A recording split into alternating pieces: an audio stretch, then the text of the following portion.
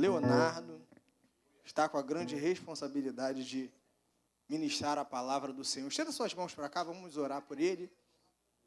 Soberano Deus e eterno Pai, santo e poderoso és tu. Eis aqui o teu filho, Senhor, que está com a responsabilidade de ministrar a tua palavra, Senhor. Senhor, em nome de Jesus, abençoa o teu filho enquanto ele estiver aqui, Senhor. Abençoa o teu servo, a sua família. Usa ele, Senhor, como o Senhor sempre tem usado o teu filho na tua palavra, em nome de Jesus. Amém. Amém, queridos. Cumprimento os irmãos com a paz do Senhor. Pode sentar nessa noite. Glória a Deus. Irmãos, de fato, para mim é uma grande honra estar aqui, ministrando no Ministério Monte Hermon. Como eu sempre digo, essa casa é uma referência para mim. Pastor Romualdo sabe disso. A Monte Hermon faz parte de alguns treinamentos que eu ministro. E quando eu vou falar, por exemplo, de temas como oração, eu uso essa igreja como referência de oração. Porque é uma igreja que não só fala de oração, mas ela ora de fato, não é? Quero agradecer aqui a pastora Eli, pastor Peter, a pastora Jana, eles foram aqui atrás, todos os obreiros dessa casa. Nem preciso dizer, né, irmãos? Não é que eu me sinto em casa, eu estou em casa, amém? Então, eu queria que os irmãos abrissem as suas Bíblias no Salmo 137. Já recebi muito aqui, irmãos. Ainda peguei com o pastor Peter o tema para uma palestra que eu vou dar para líderes. E eu peguei essa parte aí onde Daniel intercede pelos magos, pelos feiticeiros. Falei, opa, achei. Peguei e falei, Senhor, é do reino, então vou compartilhar. Amém? Salmo 137 diz assim, queridos. Junto aos rios da Babilônia, nos assentamos e choramos, lembrando-nos de Sião. Nos salgueiros que há no meio dela, penduramos as nossas harpas. Porquanto aqueles que nos levaram cativos nos pediam uma canção. E os que nos destruíram, que os alegrássemos, dizendo, cantai-nos um dos cânticos de Sião. Mas como entoaremos o cântico do Senhor em terra estranha? Até aqui, queridos. Queridos, a palavra de Deus vem nos ensinando que quando a nação de Israel vai conquistar a terra de Canaã, Deus dá algumas ordens claras para a nação. Ele diz, não se misturem com os povos dessa terra.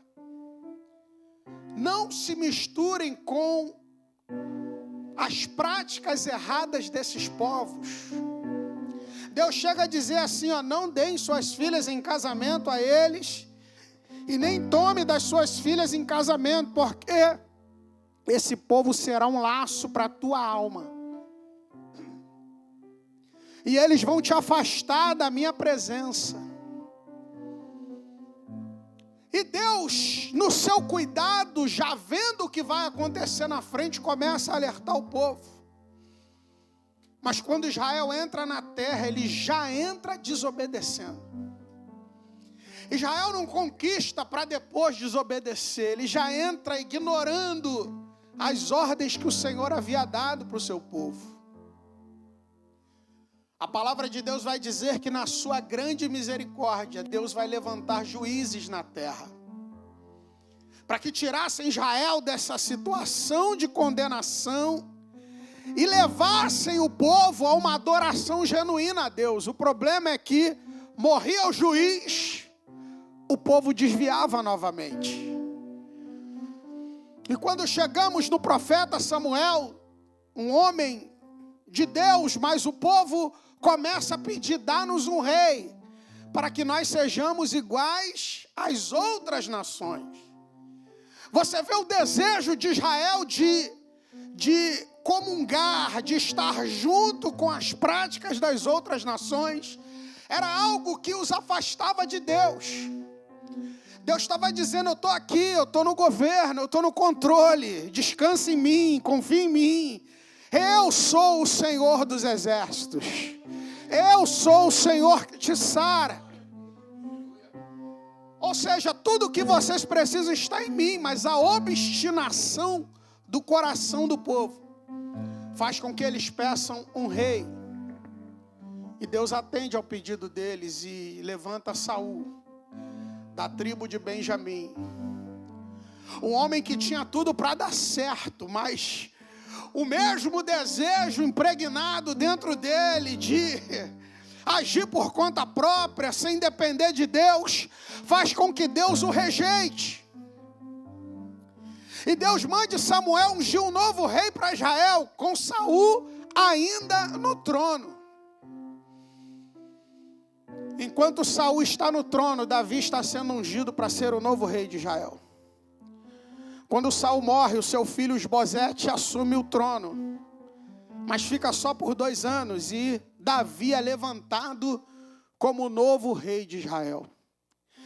E quando olhamos para Davi, parece que as coisas vão começar a dar certo, porque as declarações sobre Davi são muito boas. O currículo de Davi é muito bom. Davi matou gigantes. Davi teve vitórias importantes. Davi tinha aprovação dos líderes do povo. Davi era alguém ligado à adoração a Deus. Davi, como seu primeiro ato no governo, traz a arca de Deus para Jerusalém, dizendo claramente: eu não posso governar sem a presença. O problema é que as imperfeições de Davi vão mostrar claramente que o desejo de Deus é que o governante de Israel fosse ele, e não um homem sentado no trono.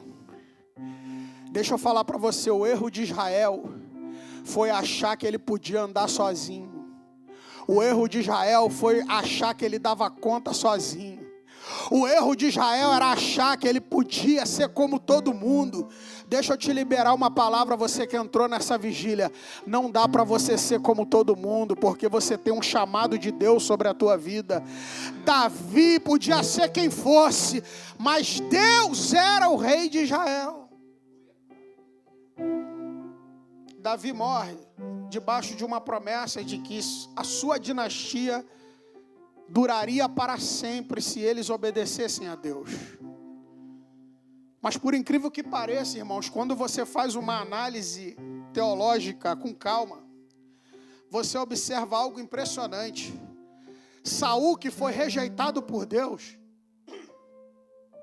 lutou para expulsar a idolatria de Israel. Saul, que foi rejeitado por Deus, batalhou para que os altares idólatras fossem arrancados de Israel. E agora nós temos Salomão no trono, conhecido por sua sabedoria, conhecido por pedir a Deus algo vindo do céu. E quando você estuda a vida de Salomão, a sabedoria de Salomão foi até um certo ponto da sua vida. Porque depois Salomão abandona a sabedoria e começa a servir a outros deuses. E começa a casar com mulheres estrangeiras. E Salomão, filho de Davi, institui oficialmente a idolatria em Israel. Como, pastor? Ele constrói palácios, ele constrói altares idólatras, e a Bíblia diz que ele mesmo prestou culto a essas divindades. A partir daí, quando o filho dele assume, A palavra vai mostrar que quando Roboão, filho de Salomão, assume, o reino é dividido. Porque Roboão não age com sabedoria, o reino é dividido. E eu estou contando isso para você, para a gente chegar no Salmo 137. A palavra de Deus vai dizer que das 12 tribos, agora, 2 seguem a Roboão, filho de Salomão. E 10 tribos seguem a Jeroboão. Agora não é mais uma nação, são 2 nações.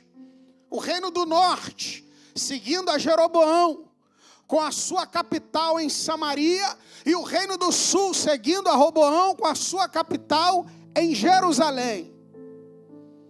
A palavra de Deus vai dizer que, durante os anos que se seguiram, os reis que foram se sucedendo, o reino do norte, as 10 tribos, não teve nenhum rei que servisse a Deus. O reino do norte teve líderes que desprezaram o Senhor. O reino do norte teve líderes que nem ligaram para o fato de Israel ter um Deus. Serviram aos seus próprios interesses. É no reino do norte que tem o ministério de Elias contra os profetas de Baal. É no reino do norte que tem Eliseu tendo um ministério mais frutífero ainda do que o de Elias, pois era o seu servo. É no reino do norte que nós vemos que Deus estabeleceu profetas para anunciar um juízo. E o juízo veio sobre o reino do norte. O império assírio veio e acabou com a história do reino do norte. Misturou o povo, matou o povo, acabou com o povo. E o reino do sul está vendo isso. O reino do sul está vendo que o reino do norte foi levado em cativeiro. E não é assim que a gente pensa, agora vai.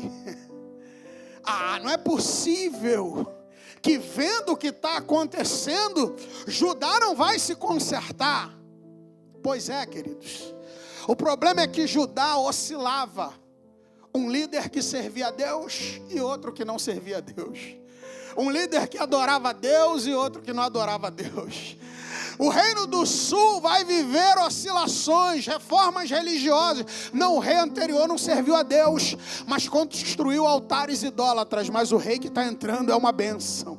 Ele vai derrubar os altares idólatras. Não, agora entrou um rei que é ruim de novo. Agora entrou um rei que é... Para você ter ideia, o reino do sul teve 20 reis. 10 serviram a Deus e 10 não serviram a Deus. Sabe qual é o problema disso? É porque o povo já não identificava mais Deus como o Senhor de Israel. E não estava mais seguindo a direção de Deus, estava seguindo a direção do rei. Se o rei for uma bênção, eu sou uma bênção. Se o rei for gente boa, eu sou gente boa. Se o rei apontar na direção da adoração, eu vou na direção da adoração. Mas essa não era a intenção de Deus. E Deus começa a levantar os seus profetas dizendo: eu vou enviar contra vocês um inimigo que vai arrancar vocês da boa terra que eu lhes dei. No amor de Deus, no zelo de Deus, ele começa a levantar profetas para dizer: olha, voltem-se para o Senhor, volta para casa, volta para o lugar da adoração, volta a orar, volta a ler a tua Bíblia. Querido, eu sei que na Monte Hermon você ouve isso. Vai orar, vai ler a tua Bíblia, vai fazer um jejum, obedece os teus líderes, vem para o culto, dá o teu melhor, faz a tua parte. Deus está enviando profeta para dizer para aquele povo: se conserta. Por quê? Porque eu estou levantando um reino. Ele diz: Jeremias, o que é que tu vês? Eu vejo uma panela ferver da banda do norte. E Deus diz: pois viste bem, porque do norte se levantará o mal contra esta terra. E Deus começa a dizer: eu vou usar essa nação para punir vocês. Porque quando Israel entra na terra prometida com Josué, Deus não só queria abençoar a nação. Deus não só queria dar uma bênção para a nação. Deus diz, olha, eu estou levando vocês para lá para abençoar vocês. Mas vocês são instrumentos meus para punir aquelas nações que estão lá, que entregam seus filhos em sacrifício, que adoram a outros deuses. E agora quem está fazendo isso é Judá. E Deus começa a levantar profeta para dizer, eu não quero fazer isso. Não é o meu projeto original para você. Mas a Babilônia vem, vocês não vão conseguir resistir. Pois bem, queridos. Assim como os avisos de Deus. Eu me lembro que eu perdi um dos meus grandes amigos. Na noite em que ele ia ser executado, me chamaram e falaram assim, tira ele daqui. Ele está fazendo hora extra. E eu fui nele e disse assim, cara, chegou a hora, vamos embora. Vou te tirar daqui. Ele, matar não é assim não. Falei, é desse jeito, cara, você morre hoje. Não, mas né? Falei, você duvida da minha palavra? Ele, não, eu não duvido do que você está me falando, mas eu duvido da capacidade deles de fazer. Ele morreu naquela mesma noite. Está na hora da gente voltar a ouvir aviso, querido. Cuidado, está na hora de orar com sinceridade. Está na hora da gente ter misericórdia com quem é mais fraquinho. A gente começa a ser alguma coisinha, a gente já fica muito espevitado. Ei, vamos baixar nossa bola, vamos ter misericórdia. Vamos interceder, mãozinha levantada. Vamos olhar para a dor do outro e dizer, é dor de verdade. Ei, Judá já estava assim. E Deus, não sou eu que estou dizendo, é Deus que fala isso. Ele diz, você, Judá, viu a sua irmã Samaria ir para o cativeiro e você empinou o seu nariz, você endureceu o teu coração, e a Babilônia chegou, Nabucodonosor com seus exércitos. No reinado de Salomão foi construído o templo, e o templo que era para adorar a Deus agora se tornou um orgulho, um objeto de idolatria. Pastor, o templo o templo de Jerusalém, onde a presença de Deus descia, onde os sacerdotes ofereciam sacrifícios, agora no coração do povo virou um altar idólatra. Quantas vezes a nossa religiosidade é um altar idólatra, ou não é? Quantas vezes a gente olha para os outros e diz assim, eu tive força de vontade. Teve nada, irmão. Foi Jesus que te pegou no colo, te limpou, te trouxe aqui. Para com essa conversa. É Ele que teve. Você não tinha força nem para falar, mas Ele pegou você e disse, não, eu tenho um projeto. Eu tenho um plano.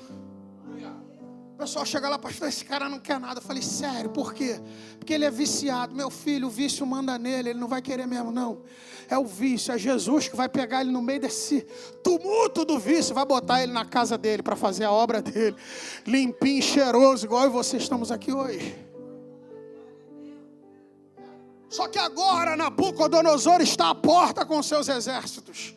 E as narrativas que os profetas diziam era, eles são mais fortes do que os leões, são mais rápidos do que os leopardos, os seus cavalos marcham sobre a face da terra, o barulho deles é como carros de combate. Agora, aqueles que estavam com o nariz empinado, achando que era alguma coisa, estão vendo sua cidade ser invadida. Estão vendo suas lideranças serem executadas em praça pública. O templo de Jerusalém, que nem o sacerdote podia entrar de qualquer maneira, porque senão morria, com toda a preparação que tinha. Agora eles estão vendo gente que nunca serviu a Deus, entrando lá e metendo a mão em tudo sem acontecer nada. Sabe por quê, querido? Porque o que dava santidade ao templo não eram os objetos, era a presença do Deus Todo-Poderoso. Irmão, aqui já foi salão de festa, irmão. Né, pastora? A gente vinha para limpar. Eu era daqui, tá, irmão? Aliás, eu sou daqui, mas a gente vinha para ajeitar a igreja porque tinha tido evento. E não era da igreja, não. Mas quando a gente estava aqui, era a presença de Deus que tomava conta do lugar. Amém, querido? É porque você está aqui que Jesus veio. É porque a gente está aqui reunido como igreja que Jesus está aqui. Eu quero que você entenda isso. Ei, não era porque tinha o templo que Deus tinha obrigação de estar. Agora qualquer um está metendo a mão. Eles derrubam o templo, derrubam as muralhas. E o povo agora é arrancado da sua terra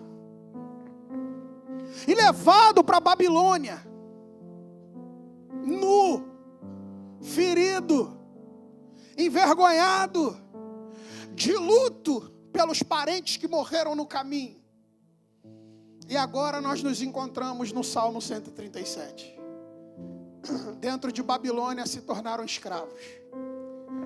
Precisaram aprender um novo idioma. E já para você entender, a Babilônia, não essa Babilônia histórica, esse império que foi enorme na face da terra, mas a Babilônia que é citada no livro do Apocalipse, em comparação com essa Babilônia. Babilônia representa o sistema mundano. Representa o mundão que quer prender eu e você em correntes, nos escravizar, como se o nosso Deus não existisse. Pastor, é sério? É só olhar. Aqueles que agora tinham uma referência do Deus de Israel, são escravos dentro de Babilônia. Agora tem que servir a outros deuses. Pastor, mas não é assim não. É, claro que é. O teu Senhor está servindo. Agora tem que limpar o templo do outro Deus. Agora tem que cuidar da oferenda do outro Deus. Agora tem que construir templo para outro Deus. Agora tem que trabalhar para que o outro Deus seja glorificado. Até porque havia uma visão naquele tempo de que o Deus do reino que ganhava era mais forte do que o Deus do reino que perdia. Então, para os babilônios, o Deus de Israel era um Deus fraco. Era um Deus miserável. Era um Deus escravizado na Babilônia, de cabeça baixa. Você entende qual é o projeto do diabo e do mundo para nós, queridos? Quanta gente com chamado, e às vezes a gente está aqui. E eu quero que nesse momento toda a seta de acusação do diabo caia por terra. Porque essa mensagem não é para acusar a tua condição. É para a gente acordar essa noite e entender que Deus tem algo melhor para nós. Deus quer esses jovens cantando aqui.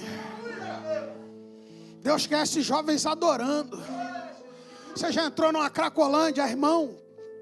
Meu irmão, está repreendido em nome de Jesus. Esse dia eu conversando com um amigo que faz muito esse trabalho. Ele, não, eu já estou acostumado. Falei, para, não faz isso não. Não acostuma com isso não, em nome de Jesus. Porque aquilo é a visão do inferno. A família mostra a foto para você do jovem. Se você for com aquela foto lá e ele já tiver muito tempo na Cracolândia, você não acha. Porque quem está na Cracolândia é outra pessoa. Tu fala, não é possível. Esse aqui, essa menina aqui bonita, essa menina aqui. Não é possível. Deus tem um projeto maior para nós, irmãos. Mas eu quero pregar para você essa noite. Às vezes a gente está aqui com roupa de crente, cara de crente, oportunidade de crente. Mas por causa dos nossos erros, das nossas falhas, nós fomos escravizados em alguma área. E não pense você que a gente está livre disso, não. Quando a gente começou a falar esse negócio de aposta esportiva, acharam que era fanatismo.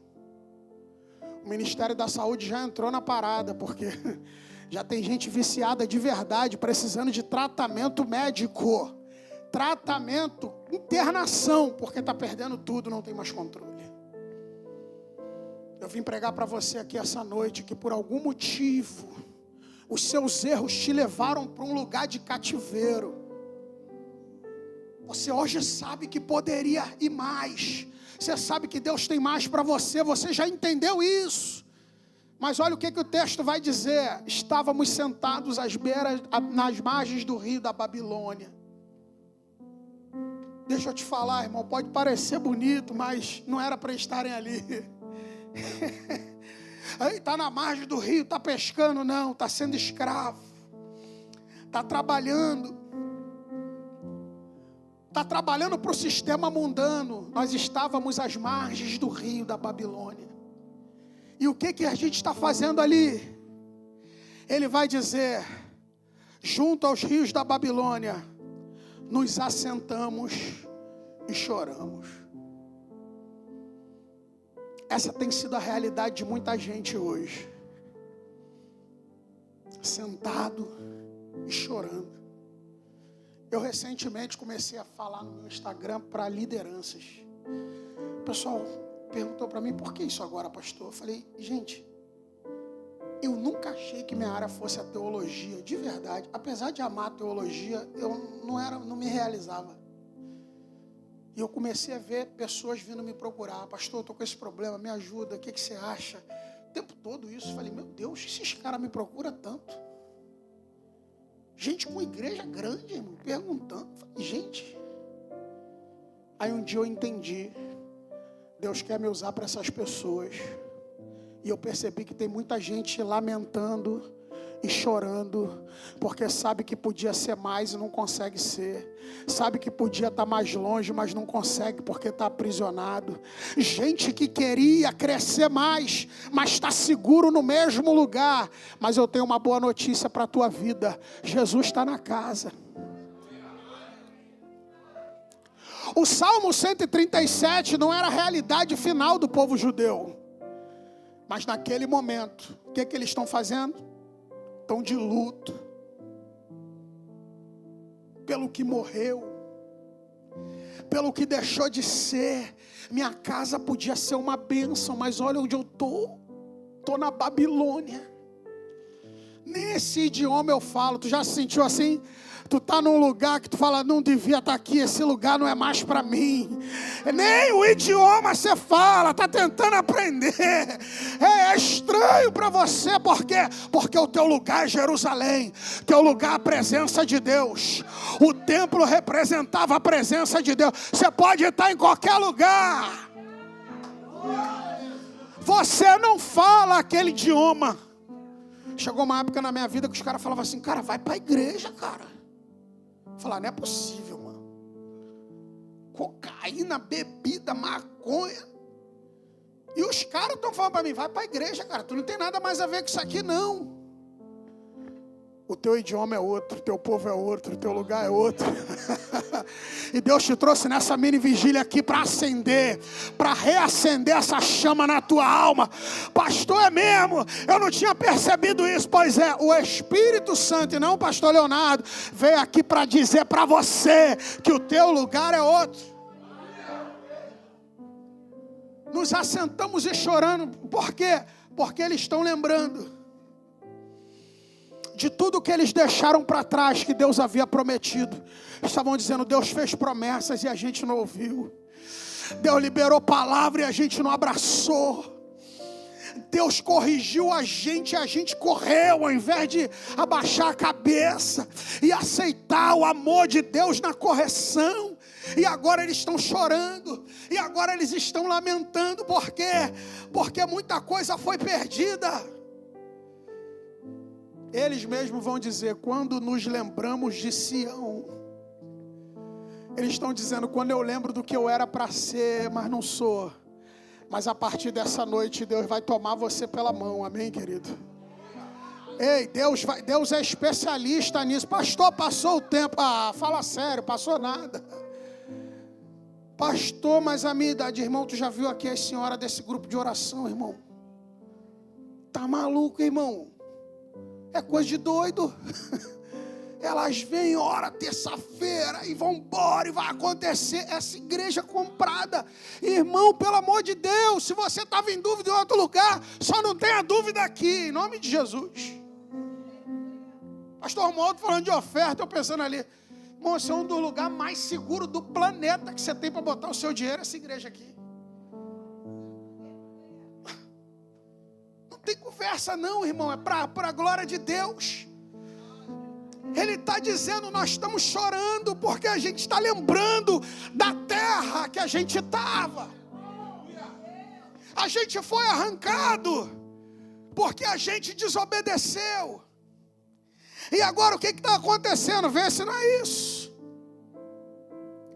A Bíblia vai dizer que o salmista diz: e sobre os salgueiros que estavam em Babilônia, nós penduramos as nossas harpas. Harpa é instrumento de adoração, de louvor. Harpa é instrumento de exaltar o nome de Deus. Mas ele está dizendo aqui, por causa da nossa condição, nós penduramos as harpas. Salgueiro é árvore que dá sombra. Salgueiro é árvore ornamental, é bonito. Eu tenho vontade, inclusive, de plantar um. Salgueiro é uma árvore linda, mas não é lugar para você parar o teu ministério.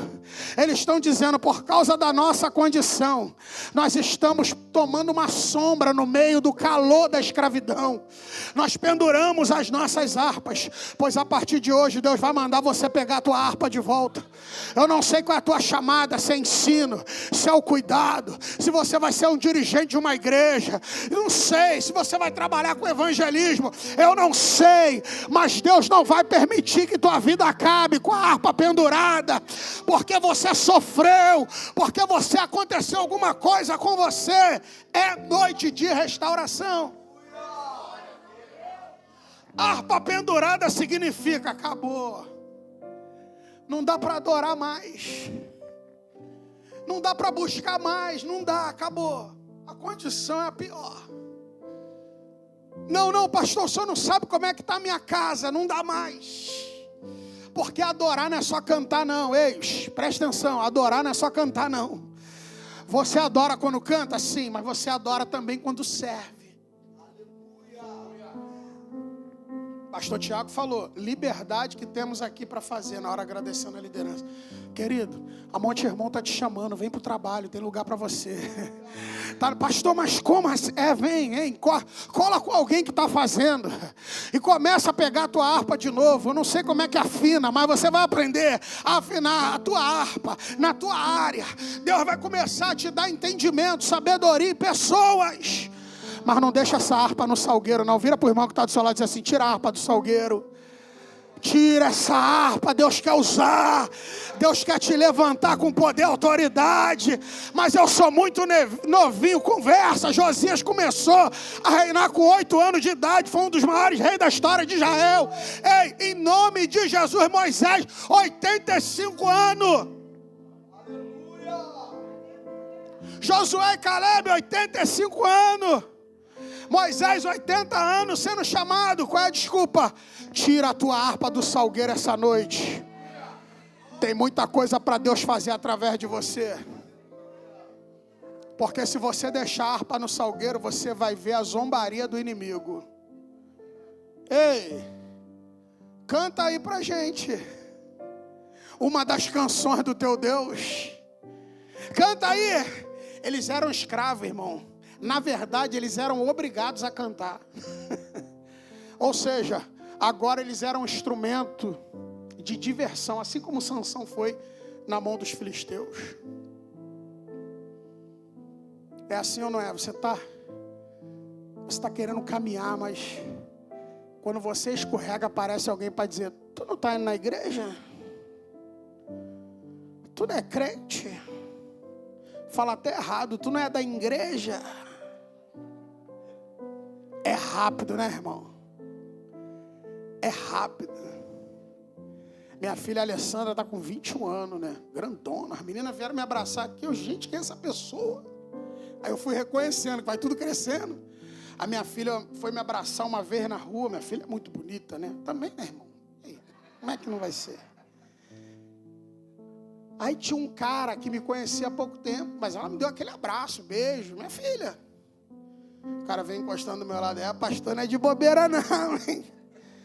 Pastor, não é de bobeira não. Eu falei, para de graça, que de onde tu veio, eu já vim há muito tempo. É minha filha, não mancha a minha imagem não. Não era isso que eu queria dizer não. É sim, é isso que você queria dizer. Se eu tivesse abraçado uma menina realmente, essa hora você estava zombando meu nome na frente de todo mundo. Não vem manchar meu nome não. Ei, o inimigo quer tirar onda com a tua cara. Você entra na tua casa e ainda não está do jeito que você querer. Ele diz, aí, está indo para a igreja, saiu da igreja meia-noite para isso aí? Saiu da igreja meia-noite para ver essa bagunça na tua casa. Diz para ele: calma, eu tenho um Deus que vem ao meu encontro. Não, pastor, mas meus filhos, minhas filhas, calma. O Deus vem, querido. Não, mas a minha conta bancária, calma. A minha saúde, calma. Deus chega na hora certa.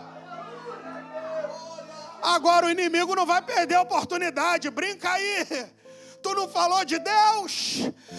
Cadê o Deus de Jerusalém? Cadê o Deus de Israel? Canta, dança. Eles dizem no texto, para alegrar a gente. Mas quando a gente faz a escolha contrária, é exatamente o que a gente faz. A gente usa os nossos, tanta gente cantando que podia estar cantando para Deus, irmão. Está cantando porcaria. Quanta gente que fala bem e está dando volta nos outros. Quanta gente que tem... Gente, tem umas pessoas que tem uma habilidade para trazer gente para a igreja, que é incrível. Tem gente que tem, mas está levando as pessoas para a perdição. Mas nós vamos fazer a escolha certa aqui essa noite, amém, querido? Pastor, eu não tenho força. Seja bem-vindo, é sem força mesmo. Se você tivesse, você não estava nem aqui, querido. Você estava gastando a tua força em outro lugar. Aqui não é lugar para gente forte, não. Aqui é lugar para gente dependente. Se eles quisessem usar a força para sair da Babilônia, ia morrer, porque ia tentar fugir, ia ser assassinado. Na força não dá, é na dependência. Canta aí para alegrar a gente. Ele diz, não dá. Por que não dá? Como nós cantaremos canções ao nosso Deus, estando numa terra estranha? Lembra que eu disse que eles viam Jerusalém como centro da adoração? Virou até um problema para eles. Na visão deles, a adoração a Deus estava ligado à terra do Deus que era adorado. Eles ainda não haviam conhecido Deus de verdade. Eles ainda não haviam entendido que Deus não era só Deus de Israel. Deus era Deus da Babilônia, Deus era Deus do Egito, Deus é Deus do Brasil, Deus é Deus da Argentina, Deus é Deus da Rússia, Deus é Deus na Coreia do Norte, Deus é Deus em qualquer lugar. Mas eles não entendiam isso. Ei, querido, a tua canção não vai estar nos teus lábios só na igreja, não. Vai estar no lugar da tua dor, vai estar no lugar da tua dificuldade, vai estar lá dentro daquele lugar onde as pessoas riem de você, mas você levanta a tua cabeça e diz, eu vou adorar a Deus, porque isso aqui é terra santa, eu não dependo mais de um lugar para adorar, eu sou a igreja, e Jesus está comigo onde eu estiver. Mas o povo está oprimido. Pastor bem falou aqui, Daniel. Homens que foram jogados ali junto no bolo, com feiticeiros de alta hierarquia. E Deus está com eles. Falou, seja fiel, que eu estou contigo. Seja fiel que eu estou contigo. Irmão, você não precisa ter dinheiro, você não precisa ter fama, você não precisa ter influência, você precisa de Jesus. E o que Ele precisar acrescentar para você cumprir o teu chamado, Ele vai dar. Quem crê nisso? Eu creio num Deus que liberta a gente do cativeiro. Eu creio num Deus que liberta a gente do lugar onde a gente não tem força para sair. A Babilônia era impossível de sair. Mas tem uma boa notícia. Você pode adorar a Deus antes de receber logo essa boa notícia. Ei, irmão, tem boa notícia. Porque o desejo de Deus com o cativeiro não era acabar com o povo, era ensinar o povo. Sabe, é que às vezes o trato de Deus deixa a gente assustado. Onde é que está Deus? É ou não é? Deus vai entrar na tua casa, irmão. Pastor, é meu filho que está cativo, é minha filha, é meu marido, é minha esposa, é minha mãe. Deus vai entrar na tua casa, irmão. Você crê nisso? Naquele cativeiro, mas nós precisamos fazer uma escolha aqui essa noite. Se nós vamos ouvir ou não a voz do Senhor. Ele disse, se me ouvires, comereis o melhor dessa terra. Irmão, não é sobre ser forte. De novo, é sobre ser dependente. Eu estou liderando um grupo, não, vamos fazer, vamos, evento tal. Ouvi todo mundo, falei, beleza, vamos orar. Não, pastor, mas vamos, é orar e agir. Eu falei, não, esquece. Vamos orar, porque orar é agir. Quem disse que orar não é agir? Dobra o teu joelho aí e começa a orar hoje, amanhã, depois da manhã, depois da manhã, depois da manhã, depois da manhã. É agir, só que é agir debaixo da direção de Deus. Vamos orar que Deus vai fazer. Não, mas calma. Não, pastor, a minha casa é para onde? Calma. Jesus está entrando nessa causa por você. Mas a gente precisa assumir um compromisso com Ele aqui essa noite. De mesmo fraquinho, seguir a Ele. Pastor, eu não sei. Ei. Pô, pastor, mas eu já sou evangélico. Mas se a gente não está andando com Ele no dia a dia, a gente precisa mudar essa postura hoje. Sabe, irmãos? Sem apontar para ninguém. Por causa de fulano tinha que estar aqui. Quem tinha que estar aqui era a gente. Quem tinha que estar aqui éramos nós. Quem quer a resposta para isso aqui? Dá um glória a Deus. Salmo 126. Abre para a gente aí, em nome de Jesus. Só quero orientar a quem talvez não saiba que os salmos não estão escritos em ordem cronológica. Amém? Os salmos estão organizados mais por temas do que pelo momento em que foram escritos. Então você vai ver salmos como o Salmo 126, que foram escritos antes do Salmo 137. Por quê? Por causa da organização do livro de Salmos, que não é. O Salmo 126 foi depois, obrigado, pastor. Depois do Salmo 137, tá? Pela organização do livro de Salmos. Quem ainda quer ouvir a resposta de Deus? Porque Deus mandou para o cativeiro e botou prazo. Ele disse, eu vou castigar a nação. Eu vou punir a nação. No caso deles foi 70 anos, mas fique tranquilo que você é a igreja, amém? O Espírito Santo está para trabalhar aqui essa noite, mas ele diz, vai acabar, eu vou trazer de volta para Sião meu povo.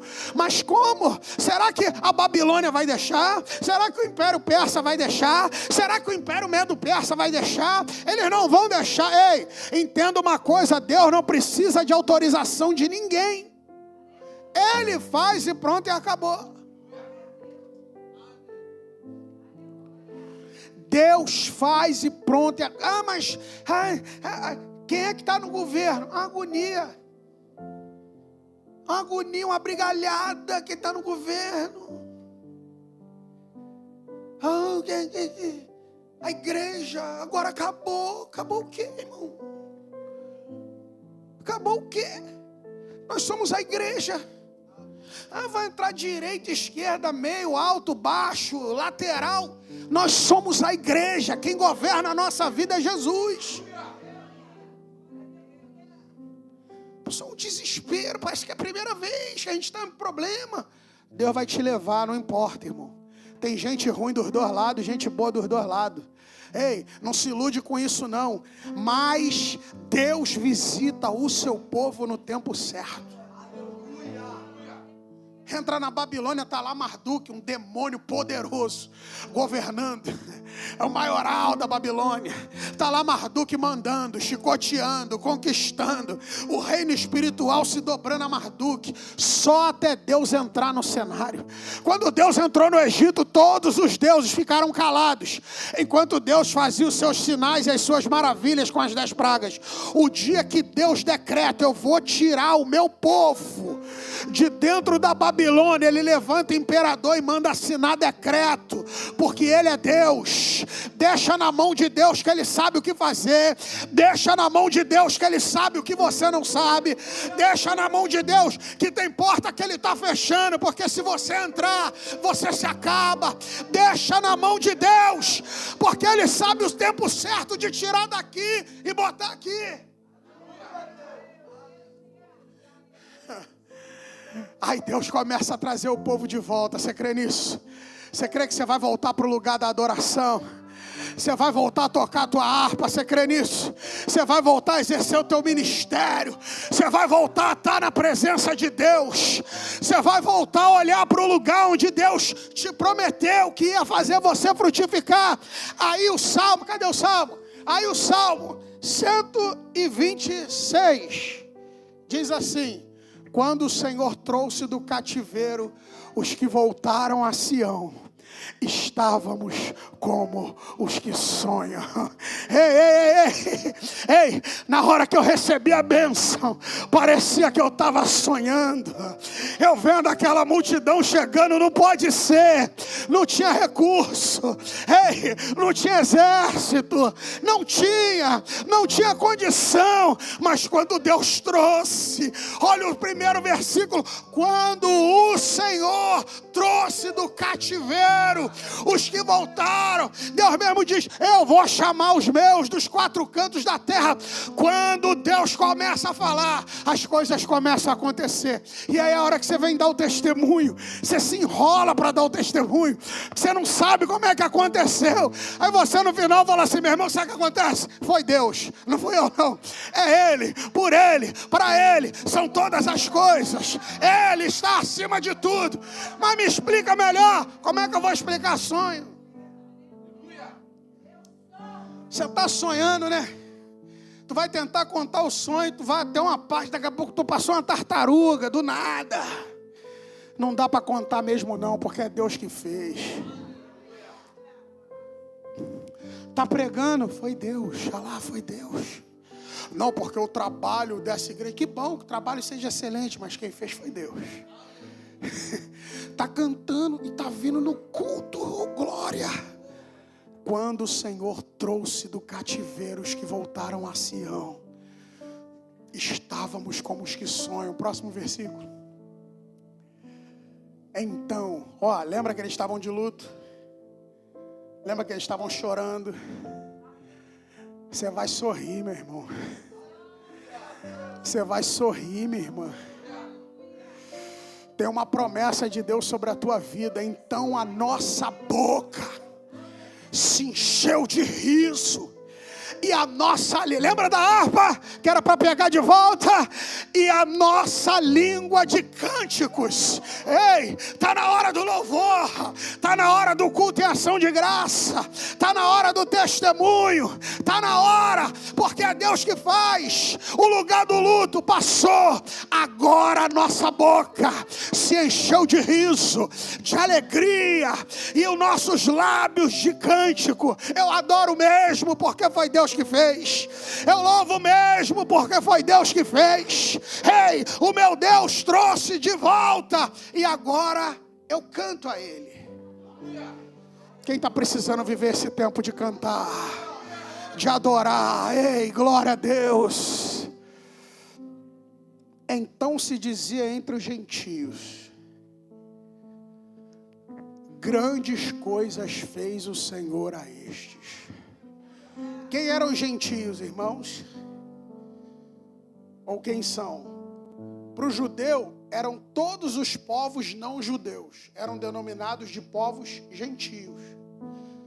Então quem está testemunhando que Deus fez grandes coisas por eles, não é meu irmão, não é os pastores aqui na frente. É gente que está lá fora, que ainda não serve o teu Deus, mas vai dizer: Deus fez grandes coisas por eles. Mas não é para você botar você numa carruagem igual os outros falam, todo mundo ficar batendo palma para você. Não. É que através da sua vida, entre os gentios, entre os não cristãos, melhor dizendo, o nome do Senhor vai ser engrandecido. Eles vão dizer: grandes coisas fez o Senhor. E quem não quer viver grandes coisas? Eu vou lá conhecer o Deus dele, eu vou lá conhecer o Deus dela. Chega desse pensamento que Deus tem que te exaltar para humilhar um monte de gente à tua volta. Não. Deus vai te levantar para que você seja um testemunho da graça, da misericórdia, do amor, porque Deus vem trazendo eles do cativeiro. Vem, volta, eu vou trazer de volta o meu povo. Próximo capítulo, próximo versículo, melhor dizendo. Aí eles continuam dizendo, aí são judeus agora: grandes coisas fez o Senhor por nós, e por isso estamos alegres. Por que está alegre? Porque o Senhor fez grandes coisas. Mas sabe por que eles voltaram? Porque se arrependeram e começaram a clamar, dizendo: Deus, a gente errou, faz a gente voltar para a tua presença. Deus, a gente errou sim. Eles estavam no início botando a culpa na Babilônia, a culpa em não sei quem, mas daqui a pouco eles estão dizendo: sabe qual é a verdade? A gente errou, mas tem misericórdia de nós, a gente quer voltar para a tua presença.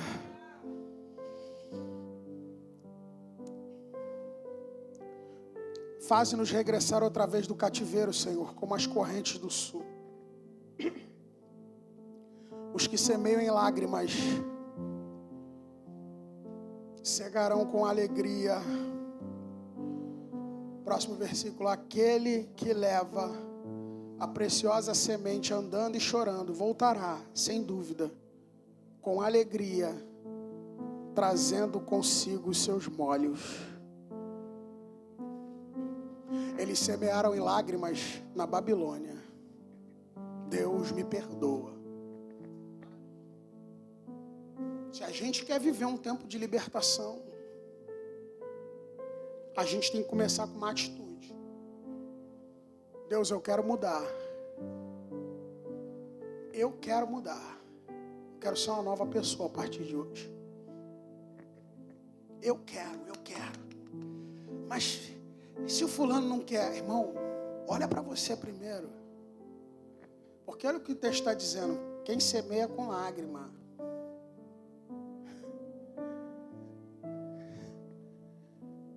O ideal é que quando você planta uma semente, você já molhe logo aquele local onde ela está. Então, olha o que a Bíblia está dizendo: aquele que leva a preciosa semente. Semente é algo que você planta e ela não representa. Você olha para uma semente, ela não é uma cópia da árvore. Ela tem o DNA ali dentro do que ela pode vir a ser. Amém? Então, quando eles estão lá semeando arrependimento, mudança de postura, eles estão lá apresentando a Deus.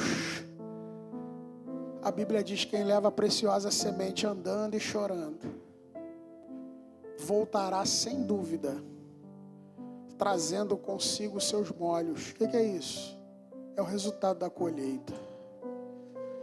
Você quer viver um novo tempo?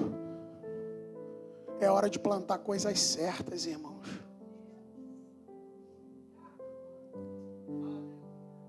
É hora de plantar de verdade aquilo que está na presença de Deus. Daqui a um tempo você vai estar aqui falando, dando o teu testemunho. E eu quero fazer um convite para você essa noite. Fique de pé, igreja. Esteja em oração. Eu quero orar por você agora. Eu preciso que você seja bem rápido. Pastor, eu estou afastado da igreja. Mas diante de tudo que aconteceu aqui hoje, eu sei que eu estou num ambiente sem julgamento. Eu estou num ambiente de família. Eu quero voltar para Jesus essa noite, porque eu não quero mais viver no cativeiro. Vem aqui que nós vamos orar por você. Nem pensa não, meu irmão. Vem aqui na frente. Nós queremos orar por você, pela sua vida, pela sua história. Você que está do lado de alguém aí, segura na mão e vem junto. Porque é noite de libertação, é noite de transformação. Vem aqui na frente, você que está afastado do Evangelho, é hoje, essa igreja vai te abraçar, você vai começar a caminhar e Deus vai honrar a tua história, mas vem aqui na frente, para a gente selar isso para a glória de Deus. O segundo tipo de pessoa que eu quero convidar aqui na frente é você, que está na igreja, mas ainda não consegue viver um relacionamento com Deus profundo. Não consegue viver algo libertador na presença de Deus. Você sente que está travado. Você sente que precisa dar um passo de fé. Eu quero convidar você aqui na frente também. Nós vamos orar por você agora. Vem cá na frente. Nós queremos orar pela tua história. Vem aqui, querido, em nome de Jesus. Pastor, eu estou caminhando na fé, mas eu não consigo, pastor. Tem sempre um negócio me travando. Tem sempre um negócio me travando. Vem aqui na frente rapidinho. Pastor, eu estou com vergonha. Irmão, fica com vergonha não. Ó, eu sou pastor. Vai fazer 12 anos. Rapidinho, né? Às vezes eu estou nos cultos ouvindo a pregação, aí faz o apelo, eu vou lá na frente. Eu sou o pastor, o que vão pensar de você? Pense o que quiser, pô. Deus falou comigo, eu não vou. Porque eu sou pastor. É ruim. Vão pensar que só é fraco. Acertaram. Eu sirvo um Deus forte. Não precisa pensar não, pode ter certeza. E o terceiro grupo de pessoas que eu quero convidar aqui na frente é você que ainda não aceitou a Jesus como seu Salvador. Você já está vindo na igreja, você já entendeu a mensagem do Evangelho, mas precisa tomar uma posição. Precisa tomar uma decisão essa noite. Vem aqui na frente que eu quero orar por você. Nós vamos confirmar como igreja essa decisão que você está tomando hoje. Vem aqui na frente. Nós já vamos encerrar, querido. Vem aqui na frente, em nome de Jesus. Tem mais alguém para a gente orar? Eu vou orar agora. Pastor, eu vim aqui, eu ouvi a mensagem, mas eu estou andando com Jesus, mas minha vida é só lágrima, é só dor, é só choro. A minha harpa está pendurada, pastor. Eu não tenho mais alegria. Ninguém está aqui para apontar para você não, meu irmão, minha irmã. Vem aqui na frente que nós queremos orar por você. E vir aqui na frente não é para mostrar que encheu aqui na frente. Vir aqui na frente é mostrar que nós estamos em concordância no que vamos ministrar sobre a tua vida. Vem aqui na frente em nome de Jesus. Dá tempo ainda para a gente orar agora por você. Vem cá. Deixa eu liberar uma palavra para vocês que vieram aqui na frente. O tempo dos testemunhos está chegando. Amém, queridos? E através desses testemunhos, as pessoas verão na vida de vocês que não foram vocês, mas foi Ele. Foi Ele. Estenda suas mãos para cá, Pai. Senhor, o Senhor ministra ao meu coração que tem pessoas que deveriam estar aqui na frente. Mas, Pai, eu creio que não podemos forçar ninguém, mas oramos por esses que estão aqui, Pai. Senhor, em nome de Jesus, que essa palavra ministrada hoje, Deus. Senhor, se em algum momento, se em alguma área da vida deles, eles estão vivendo o Salmo 137, nós declaramos que o Senhor vai entrar na história. Eles vão viver o Salmo 126. Salmo de restauração, de vida, de cura, de transformação. Senhor, toma cada um deles nas tuas mãos. Senhor, renova do teu Espírito sobre eles. Senhor, e que eles saiam daqui dessa mini vigília, já podendo declarar: grandes coisas fez o Senhor por nós, e por isso estamos alegres. Nós te adoramos, Senhor, nessa noite, no nome santo de Jesus. Amém. E graças a Deus, aplauda ao Senhor. Eu agradeço a minha oportunidade em nome de Jesus.